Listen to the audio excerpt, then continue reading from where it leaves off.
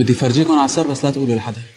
شوف خالص لحالها شلحت. عشا اليوم من وين؟ من عند ميت موت. ميت موت بالإمارات منزلين مينيو جديدة وأصناف كتير مرتبة لازم نجربها. راح نبلش أول شي بالترافل برجر، نسميه بسم الله وندخل دخلتنا. يا جماعة اثنين ما حسيت انه قطع فيهم شي هوا. شوفولي على هالمنظر هاد وصلوا على النبي. حتى البطاطا مبين منظرها بشكل القلب.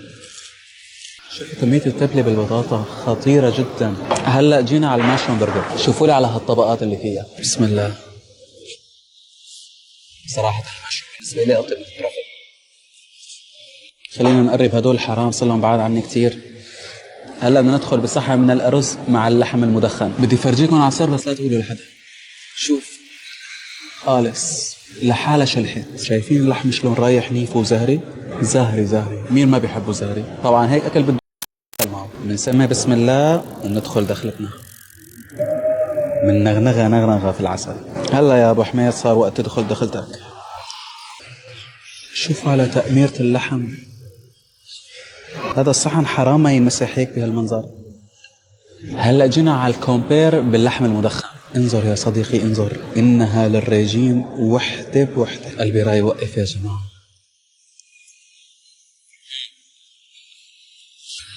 يا إلهي. هلا وصلنا على آخر طبق، أكلة تركية اسمها علي نازك، باذنجان لحمة بريسكت مع شوية قصص. بسم الله. طيب يا عشاء الباذنجان رح يحبوها كثير. والله بتوقع هي الباذنجان جقته قبل اللبن.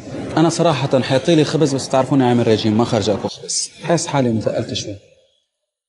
الحمد لله رب العالمين. هذا كان 10 يوم 10 خفيف نضيف. بدأنا نروح نتعشى مع الشباب. إن شاء الله يكون عجبكم الفيديو. وكالعادة يا سادة الصلاة على الحبيب تجلب السعادة.